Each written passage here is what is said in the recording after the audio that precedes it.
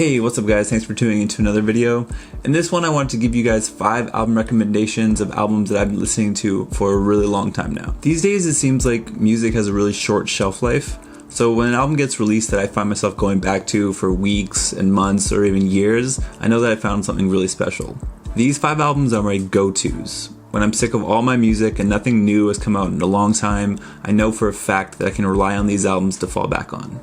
I will never get sick of these albums, and for the most part they have no skippable tracks on them. If you like any of these albums, be sure to check out the rest of the discographies, because in general these artists are go-to listens for me. Okay, so without any further ado, let's get into the list. This first album is by a singer who goes by the name of How to Dress Well. Although some people, including myself, credit him to be the unsung trailblazer of modern R&B music, he doesn't really stand behind that genre categorization. His vocal melodies are actually more akin to early pop ballads, but with his airy and sometimes strained delivery over the lo-fi production, you wouldn't really be led to make that connection directly. Total Loss is his 3rd album and it's my favorite he's produced. The falsetto vocals on this thing are drenched in reverb, and they're oftentimes very depressing, and there's a sense of loss and longing in his voice. It can be very hypnotizing, especially with the repetitive production and the spacious atmospheres that a lot of these tracks create. I think the reason How to Dress Well gets lumped into the modern R&B genre with artists like The Weeknd and Miguel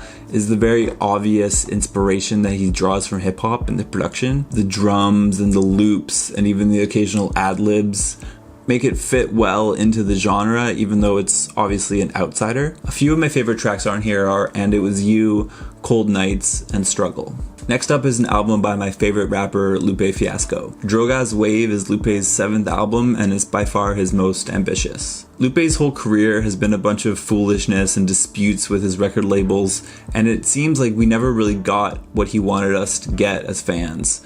And on this one, it seems like he's making up for lost time. Drogas Wave was released independently, and at the time it didn't really sell well at all. First week it only sold just under 5,000 copies, and at the time I didn't really hear anybody talking about it, and honestly it's pretty slept on and underappreciated. It's a concept album, and at times it plays more like an essay. The first part of this album is a retelling of a story about a slave ship that gets caught up in a storm and is shipwrecked in the middle of the ocean.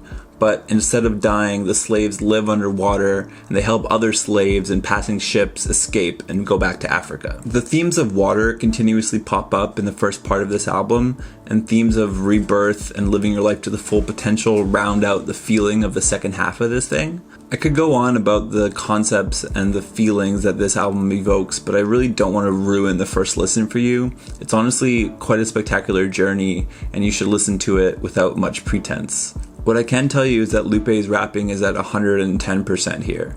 The wordplay, the similes, the double entendre, triple entendres, the metaphors, everything is just pretty awe-inspiring. He even has songs rapping in different accents and languages as well. It's hard for me to pick out favorite songs on this album because it's such a singular listen for me, but if I had to choose, Way Files is an incredible song.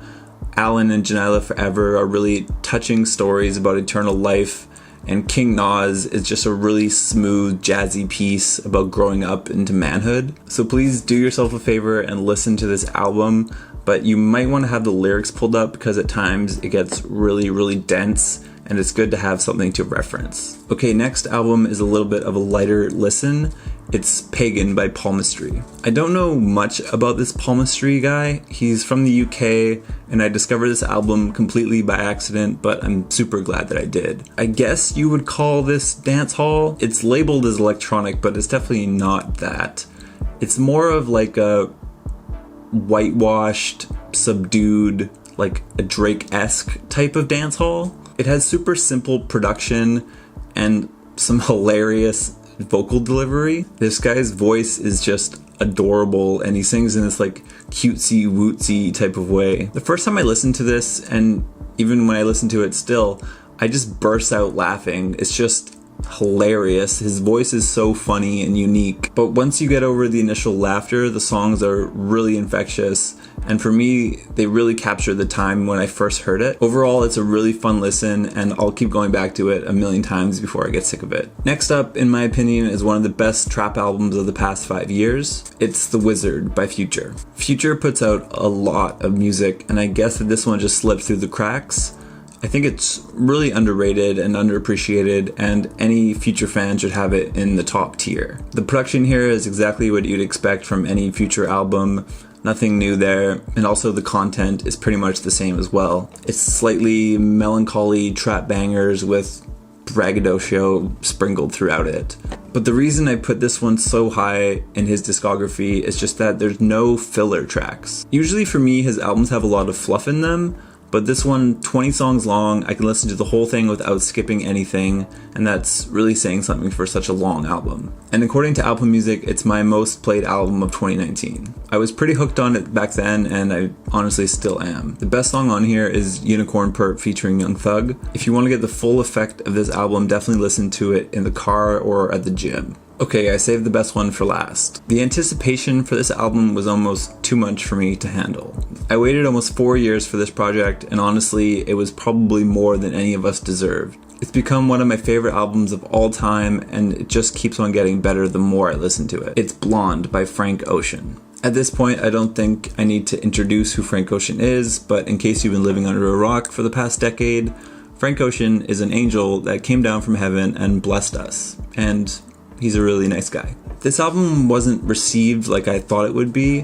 When I asked most Frank Ocean fans which album of his do you prefer the most, a majority of them tell me Channel Orange is the better album. And don't get me wrong, Channel Orange is a great album, but to me, Blonde is just on a whole nother level. In the songwriting here, it's really amazing to me how he perfectly captures the feeling of nostalgia for things and events that you yourself have never went through. They're his experiences, but they feel very real to you. He's so raw and open on this album, and the melodies that he sings carry most of these songs. I think there's only 2 or 3 that even have drums on them. His voice is incredibly smooth, and his lyrics are just very poetic and beautiful. The production gets really experimental and noisy, especially in the second half of this thing, and you can tell that he just does not care about traditional song structure whatsoever. There's a lot of short detours and mini songs throughout this album, and they really keep you on your toes and at the edge of your seat. The whole thing is my favorite song. Please, please, please listen to this album if you haven't already.